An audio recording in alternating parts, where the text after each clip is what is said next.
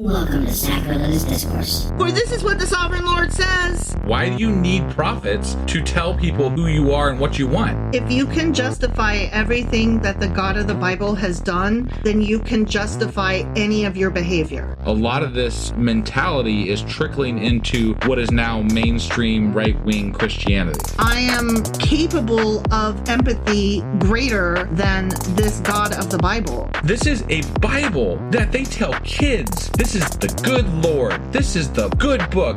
He is fantasizing about murder, mass murder.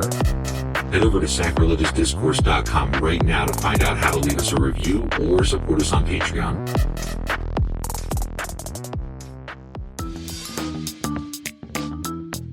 Hey there, sinners and saints. It's your favorite Bible-bashing duo from Sacrilegious Discourse, and we need your help. That's right, folks. We're raising funds for some heavenly equipment and a studio that doesn't sound like it's in the depths of hell. Our current setup, let's just say it's more apocalypse than audiophile. So if you want to hear us dissect the Bible without the background noise of demonic squirrels, chip in a few bucks. We're aiming for $5,000 to upgrade our audio and build a studio worthy of blasphemous banter. Donate today and help us spread the good word of atheism. You can find a link right on our homepage, sacrilegiousdiscourse.com. Every dollar counts. Even if it's from your collection plate.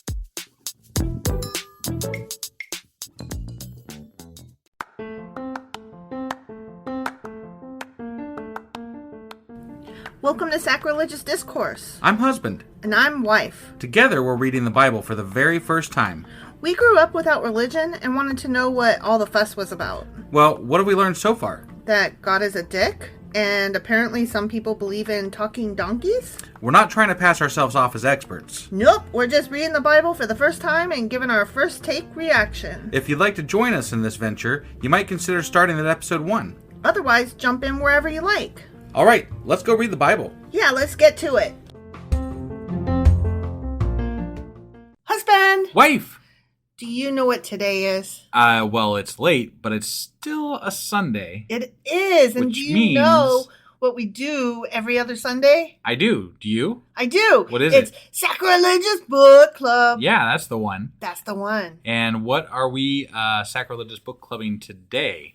Well, we are getting into the same book that we have been reading. Well, yeah. It's That, huge. right. We're about a third of the way through it. Yeah. Finally. Right. It's a treasury of Jewish folklore, stories, traditions, legends, humor, wisdom, and folk songs of the Jewish people. Yeah. Edited by Nathan Ozubel. Okay. Mm-hmm. And part 1 was Jewish salt. We are in part 2, heroes. And chapter 1 was wise men. Chapter 2 was holy men. Chapter 3 was miracles. We are on chapter 4, fighters and strong men, starting on page 224 if you're following along. All right. Well, let's get into this. Let's do it.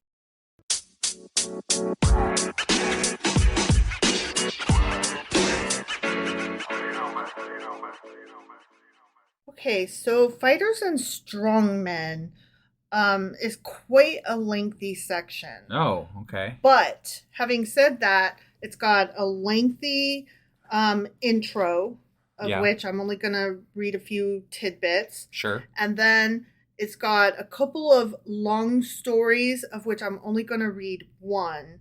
And then it's got some more contemporary stories that I'm not even going to touch because, like, one of them is Houdini. Got it. Yeah. You know what I mean? That's definitely not biblical. Right. And that's more, I didn't realize he was Jewish, much less that he was a Kabbalist. Oh, and, okay. A magician. Right. So that's where he kind of leaned, or his father leaned that way, and so he leaned that way. Got it. So there's an interesting little tidbit, and that's as much of the contemporary stuff as I'm getting into. Okay. Yeah. So let's read a little bit about the intro to Fighters and Strongmen. Okay. The fighter, as we have already observed, was not idealized as a hero by Jewish tradition and folklore. And then it goes on to say, nevertheless, there did arise some outstanding fighters because Jews led an autonomous national existence in ancient days in Palestine, kept up military establishments, and waged many wars. Obviously, I mean, the Bible is full of that. Yes. So then I'm going to skip down a little bit, and we've got another sentence down here that I outlined. Clearly enough, the folklorists of the Midrash, raised in a contemplative, anti-militaristic spirit, vastly preferred brain over brawn, which that's what we have seen up until now. Yeah. And scorned to retell the gory tales about Jewish fighters and strong men of ancient days. However, we do find revealed in Midrashic Jewish folklore a somewhat different attitude towards those warriors who fought for their people's freedom.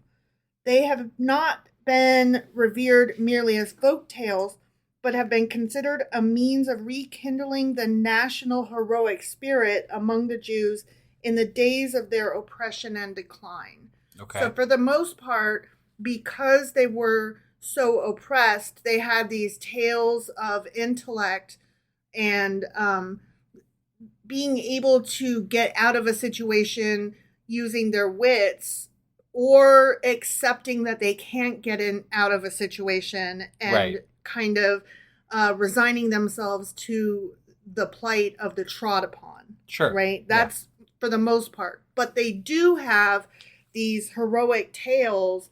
One of the ones that they used for an example was when like Goliath, what's his face, fought Goliath. David, that guy. Yeah. And then the other guy that fought the giant. Yeah, the one that they think they stole the story for David, basically. Yes. I can't remember his name, but... Right. Which is sad. Like, he's probably the one... if that is a story that was, like, maybe it was some big guy on the battlefield, right? Mm-hmm. If it is an actual story, it got usurped, and now this guy that didn't even do it is the guy that is known for it. Which is really crap. So, I mean, there are a few tales of strong men, but we don't really hear a lot about them. Well, they like to give their strong man to God. Like, God is the strong man, in most tales. Exactly. So the one that I'm going to read is called Judah the Hammer, and it starts on page 226. And the reason that I'm going to read it is because it is the story from whence came the story of Hanukkah. Oh, okay. And I thought that could be interesting and informative. Yeah, definitely. Okay? Yeah. So, Judah the Hammer. Not since Alexander of Macedonia had there arisen a king like Antiochus IV. He ruled over the land of Syria with a heavy hand, and the kings of many lands paid him yearly tribute. He built to himself a monument, a mighty city which he named Antioch. Antiochus, Antioch. Yeah. But the more power he had, the more he wanted. He was filled with an insatiable hunger to fill the whole world with his glory. I will conquer the world like Alexander of Macedonia, like Alexander the Great, he boasted. And so foolish was his pride that he called himself Epiphanies, which in Greek means the manifest God. For like the Roman Caesars, he wished that all men worship him as a deity. Which I found interesting because we use the word epiphany to mean like an aha moment, like a light bulb. Yeah. But it actually means the manifest God, which would lead you to believe that the term originally meant the idea came as though from God. Right. Out of nowhere. Yeah. Yeah. But the Jews had another name for him. They called him Antiochus the Madman. And to show their opinion of him, they quoted scripture saying, Antiochus is a root bearing gall and wormwood. I kind of remember that phrase because you were kind of asking, like, what's gall? Right, yeah. And I was like, it's bile. It comes from the gallbladder. Yeah. It's Now it happened that in the 23rd year of his reign, 168 BC, which was 213 years after the rebuilding of the temple by Ezra the scribe, Antiochus turned his face wrathfully toward Jerusalem, and he said to his generals, I can no longer endure the Jews that dwell in the land of Israel. I know that in their hearts that they hate me and hope for my destruction, because I hope for theirs. I mean, so, you're saying you are right now, basically. I'm trying to kill them, so they hate me for that. Right. Yeah, Well, I mean, anybody who sees themselves as a god Yeah. And if other people have a God already, they're not going to like you for, saying that probably. Yeah, exactly. They are not like us, he said. They do not sacrifice to our gods, nor do they observe our laws, but speak scornfully of them. Therefore, I have sworn that I will bring them low and put the yoke upon their necks. Yeah. I'm going to get them. Mm-hmm.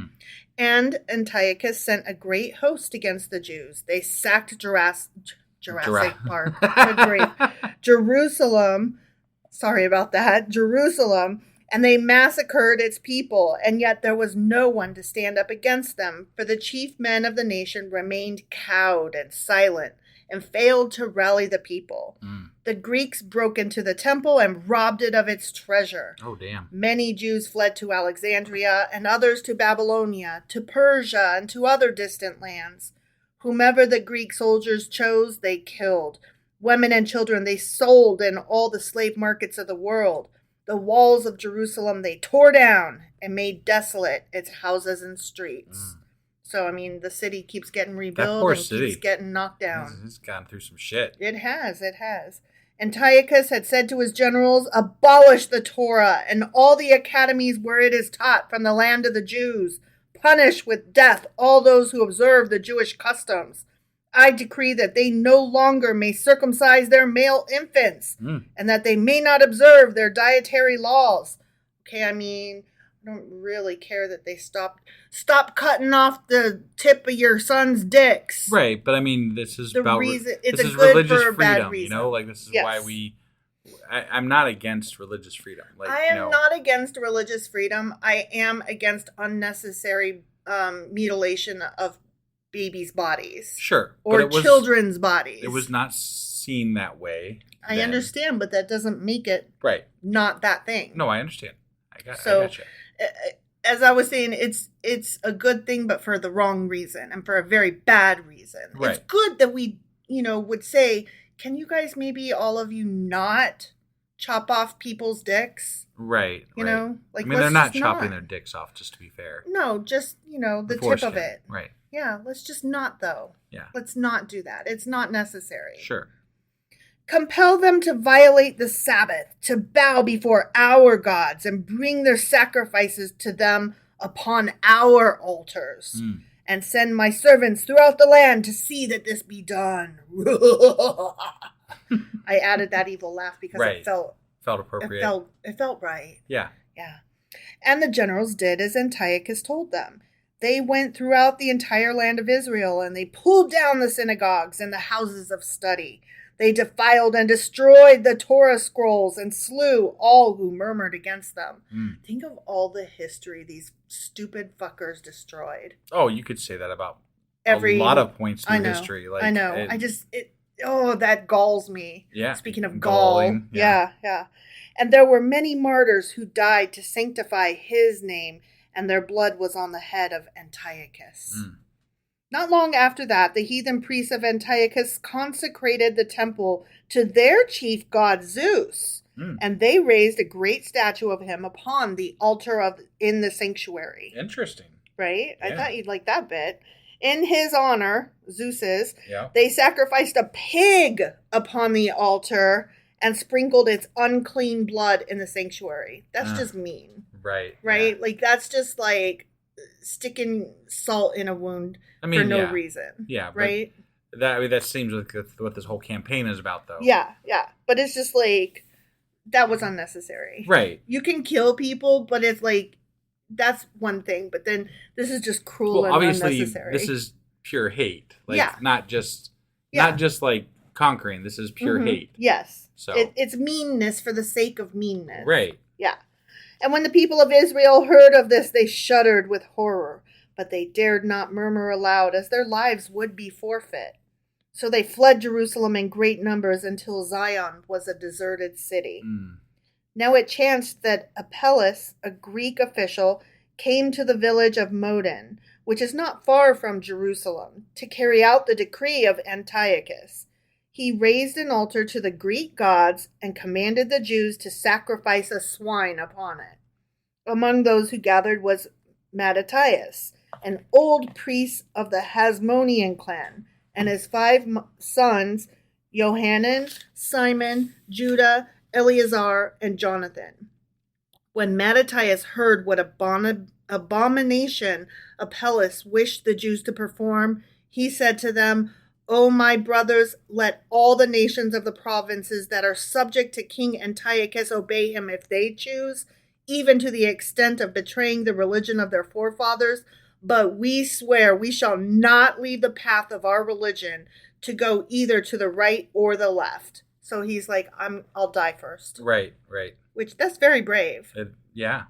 With these words, he smote Apelles the Greek, and he slew him. Oh, wow. Right? Yeah. Then Mattathias cried out to the Jews, take up arms! Whoever is for God and his holy law, let him follow me.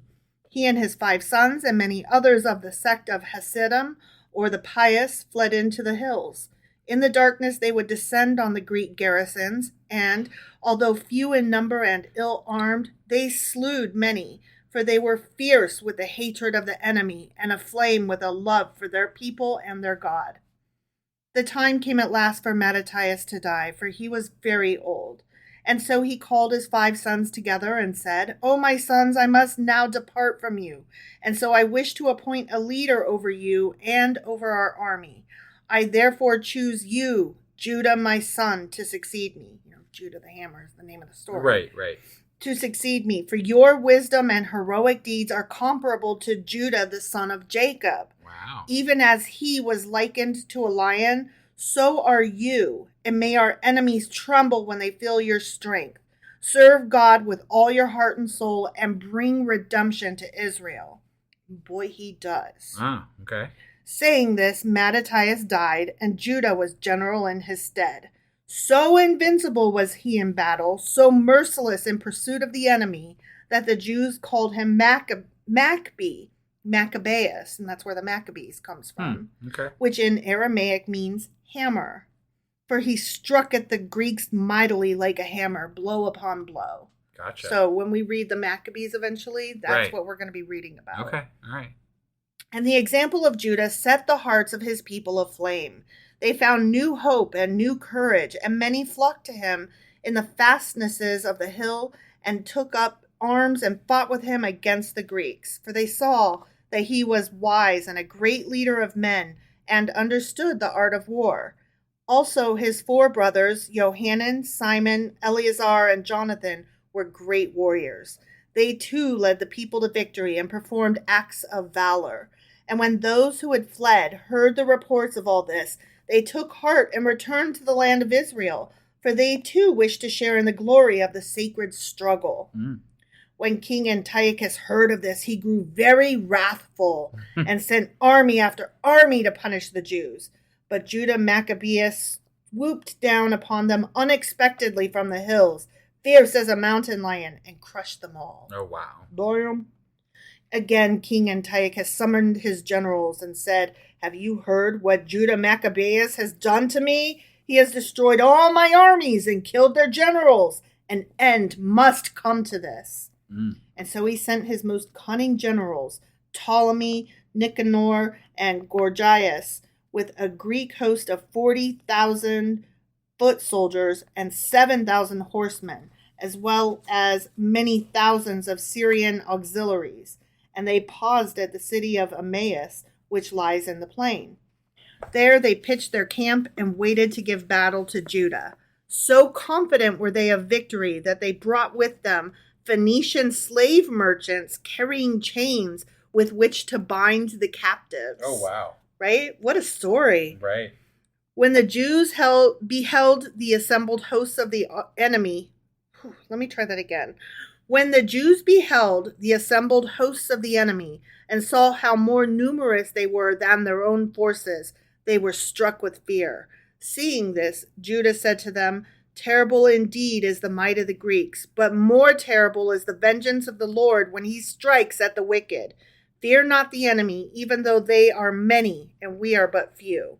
Know that God is with us, even though we are weak, and our righteous cause will triumph over their greater numbers. Therefore, gird your spirits and strengthen your hearts, and be as men of valor.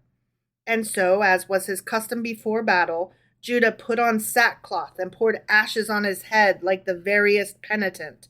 He fasted and sent his supplicants winging to God. He also confessed his sins, and his men did as he did. Then they no longer were afraid. I would still be scared. Right, yeah. After that, Judah arose and said to his assembled host, "If there are any among you who are afraid, withdraw then from the battlefield." This sounds very familiar. Yeah, very similar to, I want to say it was like in the times of Moses, like when they were about to attack one of the like when they were going into Canaan or something. See, I was going to say Samuel or something because Samuel was a little bit more warmongering. I don't know. But it was some time back, a while back. It was a while back, though, and one of them did say this. Because, I think also it was early on because I want to say that it was in Leviticus that the next part comes.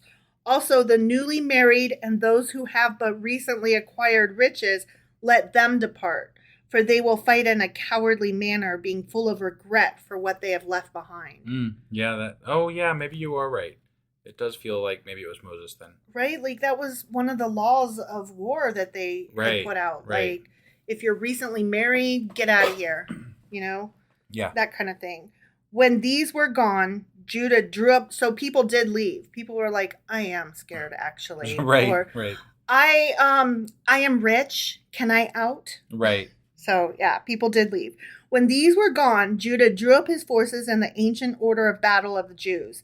He appointed over them captains of thousands, and of hundreds, and of tens. Then he spoke to them as follows. O my fellow Jews, let us fight manfully for the liberty of our people and the honor of our Torah. Should we lose the battle, we shall all be slain, and our wives and children will be sold into slavery. No pressure. Right? Therefore, we must be victorious. Right. Boker. Thus we will regain the liberties our enemies have taken from us, and we will be restored to our blessed way of life. Fear not, O Jacob, for the God who led us out of bondage in Egypt will not abandon us. So instead of saying, calling his people Israel, he called them Jacob, which is Israel, which I kind of liked that, like he was calling them, he was like hearkening back to olden days, like, don't forget who we are. Yeah.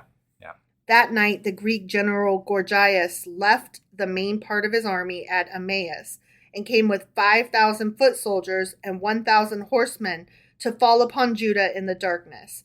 But Judah encompassed his plan. Mm-hmm. Now he felt he could deal better with his enemies since their forces were divided. Yeah. Therefore, Judah purposely left many fires burning in his camp in order to deceive and confuse Gorgias.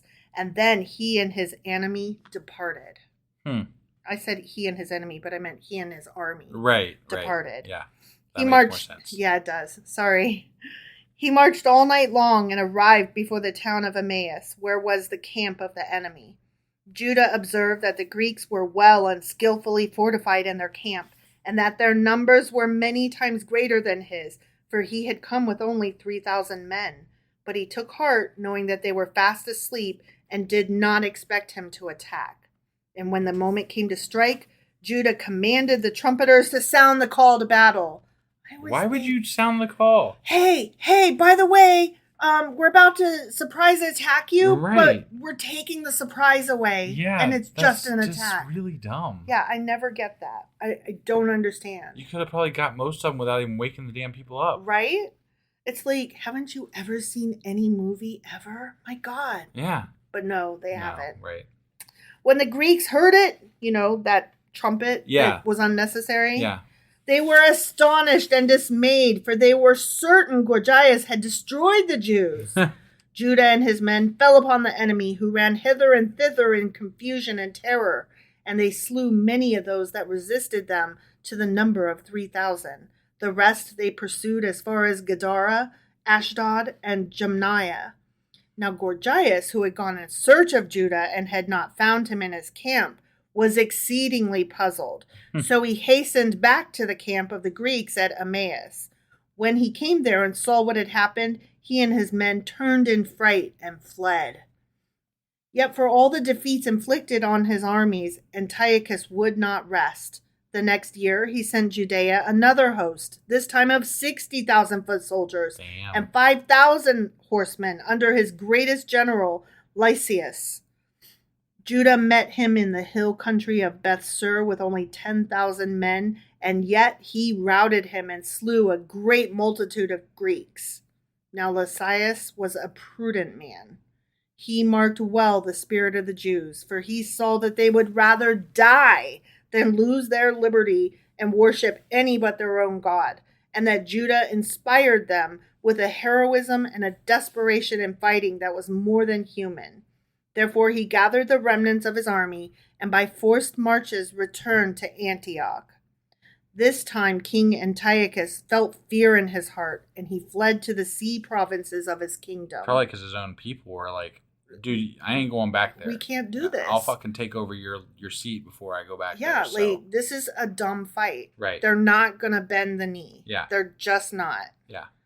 But wherever he went, the people rose up in revolt against him and mocked at him, saying, "Coward, run away!" Whereupon Antiochus, out of humiliation, cast himself into the sea and was drowned. Damn. Upon the departure of the enemy, Judah assembled the people in Jerusalem, and he said to them, "Let us go up to the house of God and purify it, for it has been wickedly profaned." And after they had carefully purified the temple and cast out all the idols and their altars, they brought in new vessels, the 7-branched golden menorah, the table of showbread, and the altar of incense. They also pulled down the altar for burnt offerings, which had been profaned, and built a new one in its place. And so, on the 25th day of the month of Kislev, Interesting. Judah rededicated the temple. He lighted the lamps of the menorah and offered incense and burnt offerings upon the altar. However, when they wished to light the lamps, they went in search of pure olive oil, but they found none except one small vessel of unprofaned oil, which had been closed with the seal of the high priest in the ancient days of the prophet Samuel. Damn. The vessel contained oil sufficient for only one day. Yet a miracle happened. Oh. The oil burned for 8 days until new holy oil could be prepared. Okay. And in commemoration of the rededication of the temple, Judah Maccabeus decreed that on the 25th day of Kislev of each year, the Jews were to celebrate the Festival of Lights, or Hanukkah, for 8 days. I know most of this, like most of these references I know from the Adam Sandler song. Oh, that's funny. The you know what I'm talking about? Yeah. Like he talked about 8 crazy days and Festival of Lights and like those references I only know from you know the words Adam but Sandler. not what they mean. Yeah. I can't remember what the name of the song was, but it's his Christmas song or his Hanukkah song or whatever. Yeah. They were to burn lights during this period, adding a new light each night and sing songs of praise or Hallel to celebrate the triumph of Israel in the struggle for its freedom. Huh. And then just to make sure I wasn't talking out of my ass, I went and was like, wait, is that actually the story of Hanukkah or is that just like something? And no, that is literally the story of Hanukkah. Interesting. Yeah. Interesting. And I didn't know that. Yeah. That is a spoiler because we're not there yet. Right. In the Bible. Right. And we were planning on doing a special on Hanukkah at some point, I think. So one of these, years, one of these times. Yes. So, but that's a good start. I mean, I don't think everybody listens to our book club. We get a lot less listens, so it'll still be new to some people. Well, my thing is, I never knew what it was at all. So right. This was but a mere introduction. I got to be honest, like growing up, I thought it was an odd thing to have the Jewish holiday Hanukkah near the same time as Christmas. And I'm like, but you guys are kind of the same thing, aren't you? Like Christians, Jewish people. I mean, the Christians came from Jewish people. What's this Hanukkah bullshit versus this? I mean, you know what I mean? Like, I don't understand it. And then the next question to me would be, since, Christians are essentially Jewish people who became Christians, why do they not celebrate things like Hanukkah? I don't know. Because, I mean, it's still something from their supposed heritage, right? Right. Yeah. Yeah, I don't know. So, I mean, it's because weird. it's Old Testament. Yeah, but that doesn't stop them sometimes. Passover? Yeah. Come on. Yeah. That's still there. But Jesus does something about Easter, though. Right. So, but why do we specifically still, why do we still specifically have Passover? It's Old Testament, though. Yeah. Right? So, I mean, some things they let pass, some things they don't. Sometimes, some things they pass over. Yeah, some things they pass over. Yeah, I could not tell you what makes a Christian decide that this part of the Old Testament is kosher and this part isn't, so to speak. Right, yeah. No, I don't know. So anyway, that was our book club for today. It was. Do you have anything else you wanted to say, or? No, there were some really cool stories, but that one was so long, and I felt like really encompassed what the idea. Yeah, what this section was about. Sure. Fighters and strongmen. The part where we have thus far viewed, at least insofar as this book. Yeah. Okay, not necessarily the Old Testament Bible, but in this book we have come to know the Jewish people as mostly witty and resigned. Right. And this gave a little bit different perspective of, yes, they are witty and resigned, but that is more of a contemporary view of them. Sure. And going back ages, the reason that they're witty and resigned all at once, and their comedy is kind of acerbic. Right. The reason for that is that they were oppressed and they would rather die than give up their faith. And there is an elegant strength to that. There is. I can actually respect that. Yeah. I don't have to agree with their views or their beliefs or take on their practices and their faith and all that. To view from the outside, that is strong. Yeah. And so I thought that story was really it's one of the better ones that I've liked. Like, I was listening most of the time. I wasn't really commenting. It was a really well written story. Yeah. Too. So I appreciated it. Just to give you an idea of what the other ones are, there's one called Judith and the Holofernes, and this is one where the people are suffering oppression, and she's a widow and beautiful, and so she sneaks into the camp of the oppressors and basically is a spy, like a double spy. Like, she pretends that she's on their side. Got it. But she's really, of course, with her people. Sure. And she's able to kill their leader in his sleep and go back and say, the leader's dead, get him. Got it. So there's that. Right. And, that's very brave.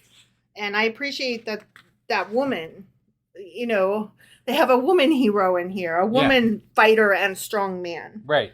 There's one called Bar Kokhba the Star, and he fights unto death, but then at the end, the bad guy Severus, I thought that was interesting. He wanted to take the man alive, and his soldiers brought him his head. So the whole point of that story is that even though he won, he still lost. Sure. Like, the very last sentence of the story, or the very couple last sentences is, when Severus saw Bar Kokhba's head, he cried out in rage to the Samaritan, "Fool, I wanted Bar Kokhba alive, not his head." And Severus could no longer take any pleasure in his victory. So there's that. And then that's when it gets into the more contemporary stories. Gotcha. That I kind of only skimmed because they were out of place. Yeah, they have less to do with what we're doing. Sure. For example, one is the Battle of the Warsaw Ghetto. Okay. Yeah. That's definitely contemporary. Right. And then the last one, they have some boxers, like American boxers and boxers from around the world that are Jewish. Uh-huh. Which apparently that's a thing. I didn't know. They're very proud and fond of their boxers. Got it. And then the last one, there's this whole song about one of the boxing matches. Interesting. And then the last one is Houdini the Magician. Okay. Oh, I'm sorry. There's another one, The World's Strongest Man. Oh, okay. His name is Zisha Breitbart. Got it. Interesting. Yeah. right? Breitbart. Yeah. Yeah. And so that's the fighters. And that also concludes that part, because then we'll be getting into the next part, which is part 3, the human comedy. Okay. All right. So we're getting through it. We're getting through it. All right. Well, sorry this came out late today. And we'll be getting our weekly wrap-up here done in just a few minutes after I get done with this. Mm-hmm. So that'll be out. And then we're going to be doing this later tonight, but obviously it won't come out until tomorrow morning. But we will be doing our Psalms episode for Monday in just a few here, which is Psalms chapters 73, 74, 75? Probably. That sounds about right. Yeah. All right. So we'll see you guys then, and bye. Bye.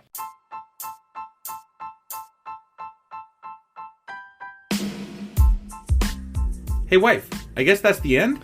But husband, that's just sad. It doesn't have to be. We are on lots of social media platforms like Twitter. Our handle there is sacrilegious_D. For D's nuts. Oh my God. Stop doing that. Anyway, we're also on Facebook, Instagram, and Pinterest. There's a link to all of our social media sites at our website. Ooh, we have a website? Yeah, it's sacrilegiousdiscourse.com, where you can also find a link to our merch shop. We have a merch shop? Yep, we have podcast-themed clothing, mugs, notebooks, and more, as well as an atheist and science-themed products. Wow, our fans should really go check that out right now. Definitely. They can get in touch with us by sending an email to sacrilegiousdiscourse@gmail.com. But before they do that, we could really use some help. Oh yeah? With what? Well, it's not free running the podcast, and we need some financial support in order to get better equipment, which will free up time so we can concentrate on our podcast and our fans. Okay, so what should they do? Head over to patreon.com/sacrilegious discourse and sign up as a contributor on our podcast. Supporters there receive additional bi-weekly episodes that we record just for our Patreon members for as little as $2 a month. Also, we'd really appreciate it if you would like and subscribe on whatever platform you're using. And Apple Podcast reviews help us out tremendously. Like and subscribe. Leave an Apple review. Join us on Twitter. Support us on Patreon. That's a lot of instructions. Don't forget to say thanks. Thanks. Okay, bye.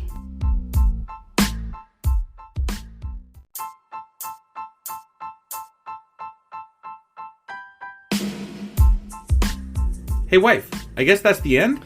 But husband, that's just sad. It doesn't have to be. We are on lots of social media platforms like Twitter. Our handle there is sacrilegious_D. For D's nuts. Oh my God. Stop doing that. Anyway, we're also on Facebook, Instagram, and Pinterest. There's a link to all of our social media sites at our website.